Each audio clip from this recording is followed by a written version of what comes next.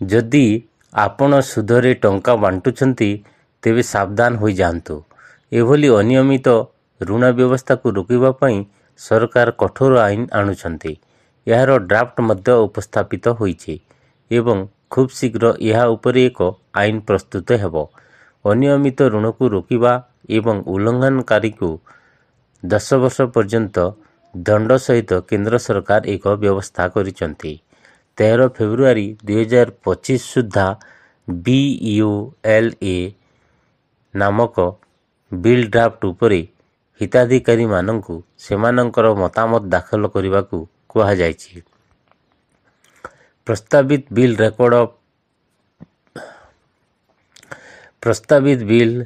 Reserve bank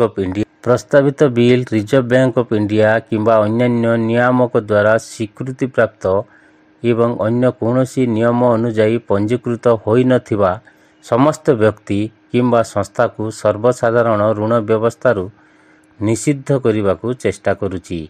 bill draft ଅଣନିୟନ୍ତ୍ରିତ ଋଣ କାର୍ଯ୍ୟକଳାପକୁ ବ୍ୟାଖ୍ୟା କରେ ଯାହା ଋଣ ଭାବରେ ନିୟନ୍ତ୍ରିତ ଋଣ ପ୍ରଦାନ କରୁଥିବା କୌଣସି ଆଇନ ପରିସର ମଧ୍ୟରେ ନାହିଁ, ସେ ଏଣିକି ଡିଜିଟାଲ ହେଉ କିମ୍ବା ଅନ୍ୟ ଉପାୟରେ ହେଉ।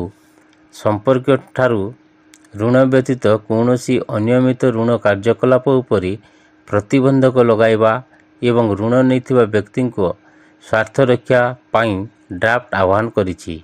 ଏହା ମଧ୍ୟ କହିଛି ଯେ ଯଦି କୌଣସି ଋଣଦାତା ଏହି ଆଇନର ଉଲ୍ଲଂଘନ କରନ୍ତି, ଡିଜିଟାଲ ହେଉ କିମ୍ବା ଅନ୍ୟ କୌଣସି ଉପାୟରେ ହେଉ, ତେବେ ତାଙ୍କୁ ସର୍ବନିମ୍ନ 2 ବର୍ଷ ଦଣ୍ଡ ଦିଆଯିବ, ଯାହା 7 ବର୍ଷ ପର୍ଯ୍ୟନ୍ତ ବୃଦ୍ଧି କରାଯାଇପାରେ।